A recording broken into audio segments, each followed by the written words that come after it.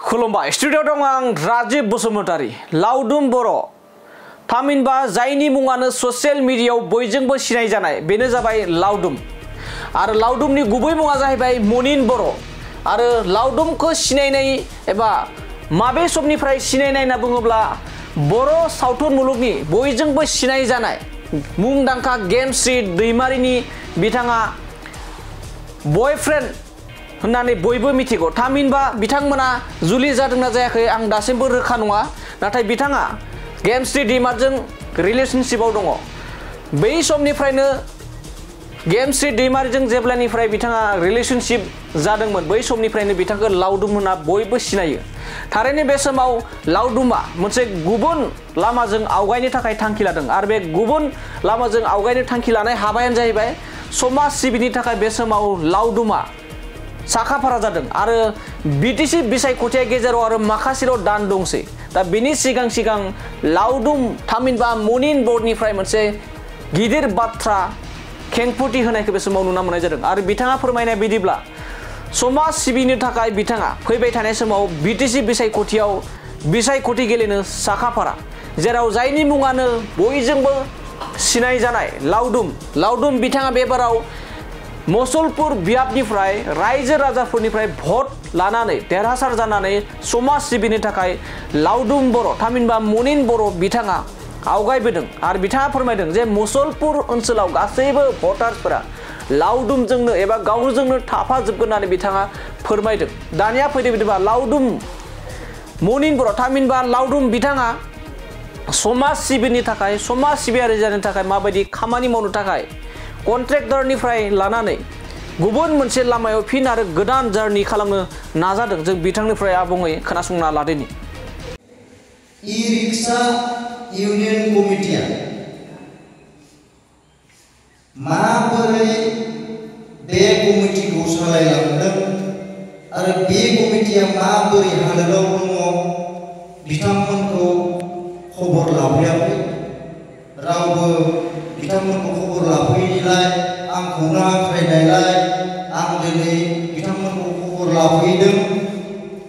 बिथांमोना निश्चय गावसोरनि खामानिखौ मावलांगोन आरो फैबाय थानाय इलेक्शनाव जेहेतु आंबो बिजाथि महरै गसंगोन बेयाव जाहाथे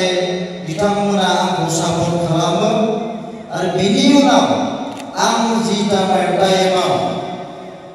बे बिजाथि महरै गसंथिनानै बे आङो दा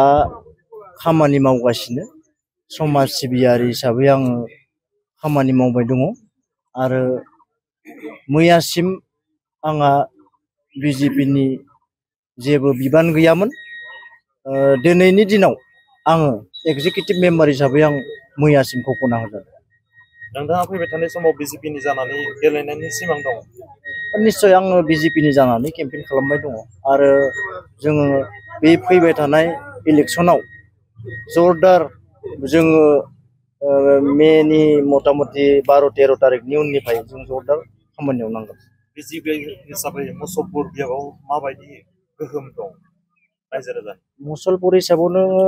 साननानै नायोबा बिजेपि हिसाबैथ' नोङो 100% नोङो दिनैनि दिनाव नुहुरो मानो होनबा जोंनि जिमान जनगोष्ठी दङ बिथांमोना बिजेपिखौनो सापर्ट खालामखागोन गुबुन दोलो इउपिपिएल बिपिएफ दा गोदानै दानाय जि राजखान्थि हान्जा दं दा बिनि गेजेरावबो दिनैनि दिनाव बिजेपि हिसाबै मसलपुर बा बिटिआर ओनसोलाव गेलेनो होननानै सिगांनायखौ जोङो खौरां बिजों बा बायदि बिजोंफोराव फोसावनायखौ नुनो मोनो बे हिसाबै बिजेपि दोलोआ एन्टायार बिटिसिआव माबायदिहाय मोनसे दोहौ लाबोनानै बेबायदिनो समाव सरकार दागोन दाया मा फोरमायनो निश्चय बयहाबो डेम'क्रेसियाव मोन्थाय दङ बिपिएफआनो जा इउपिपिएलआनो जा बिथांमोनाथ' अलरेडि